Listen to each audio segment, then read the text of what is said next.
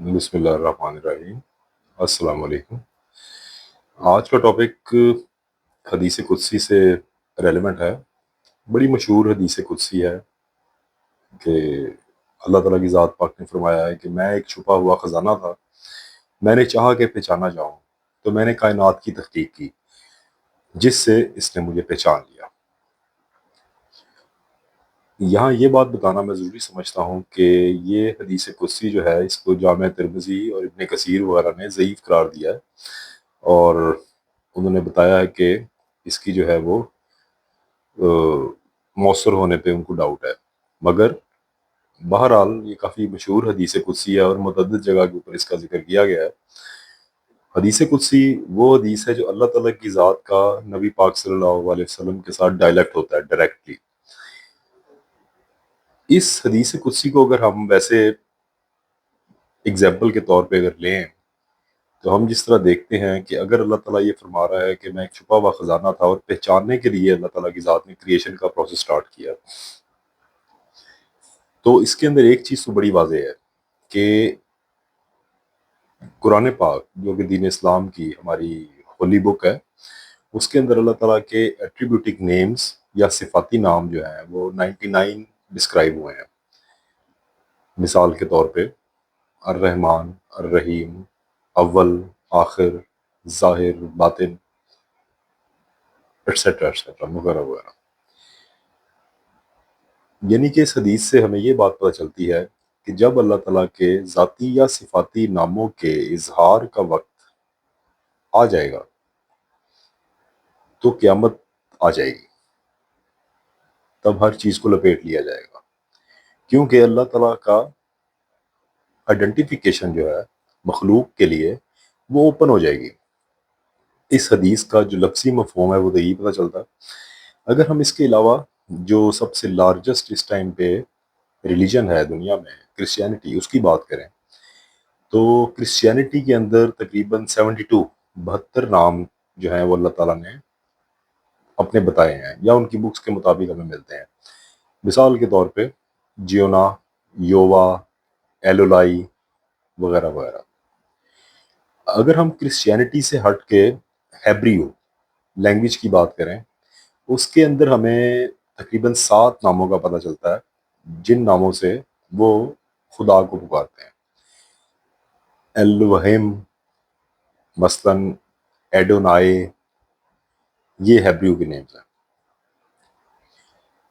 ان الہامی مذاہب کے علاوہ اگر ہم بات کریں ہندوازم کی، جس کی ہسٹری کافی زیادہ پرانی ہے، اس کے اندر ہمیں پتہ چلتا ہے کہ ہندوازم کے ماننے والے 108 کم و بیش 108 نام اللہ تعالیٰ کے یا خدا کے اپنے رکھتے ہیں، جس کے آگے تھاؤزنڈز آف ایٹریبیوٹک نیمز اس کے علاوہ ہیں۔ مثال کے طور پہ گووندا، وشنو، ودھاتا، تریمورتی وغیرہ وغیرہ۔ ہندوازم کے بعد اگر ہم بدھزم کی بات کریں تو اس کے اندر ہمیں 33 صفاتی ناموں کا پتہ چلتا ہے، مثلاً اندرا، منجوشری، امیتابھا وغیرہ۔ اس کے علاوہ ایک اور مذہب جو سب کانٹیننٹ میں کافی ہندوز اور مسلمز کے ساتھ ہے وہ ہے سکھزم۔ سکھزم بھی بیسیکلی ایک گاڈ پہ یقین رکھنے والے ہیں، مگر ان کے ہاں بھی جو ایٹریبیوٹک نیمز ہیں ان کی تعداد بھی 1000 کے قریب ہے۔ مثال کے طور پہ پربھو، نریان، ڈائیکال وغیرہ وغیرہ۔ اب ہم دوبارہ تمام مذاہب کے یہ صفاتی نام جو وہ اللہ تعالیٰ یا اپنے خدا کو دیتے ہیں، اس کے بعد جب دوبارہ ہم دیکھتے ہیں کہ حدیث قدسی کی طرف آتے ہیں تو ہمیں اس چیز کی انتہائی درجے میں کلیئرٹی ملتی ہے کہ اگر تو یہ پرپز، اگر تو یہ مقصد اللہ کا ہے کریشن کا کہ اس نے اپنے اظہار کے لیے یا اپنے ظہور کے لیے تخلیق کا پروسیس سٹارٹ کیا، پھر ہم یہ بات کہنے میں حق بجانے میں ہیں کہ قیامت تو تبھی آئے گی جب اللہ تعالیٰ کے تمام صفاتی ناموں کے اظہار کا وقت آ جائے گا۔ مثال کے طور پہ اتنے لوگ ہونے چاہیے جن پہ اللہ تعالیٰ رحیم کی تجلی ظاہر کرے،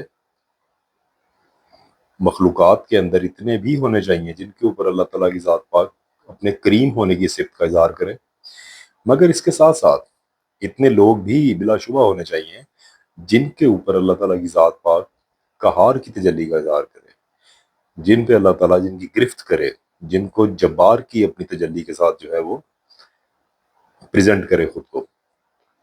اس لیے یہ بات تو واضح ہے کہ قیامت، ہم اس کو ویسے ہسٹورک بیک گراؤنڈز دیکھ کے احادیث کے مطابق، قرآن پاک کے مطابق، تو ہم یہ بات کہہ سکتے ہیں کہ سرکار صلی اللہ علیہ وسلم کے ذات اقدس کے ٹائم کے بعد جو ان کا دنیا میں ظہور ہوا ہے، قیامت کسی بھی ٹائم آ سکتی ہے۔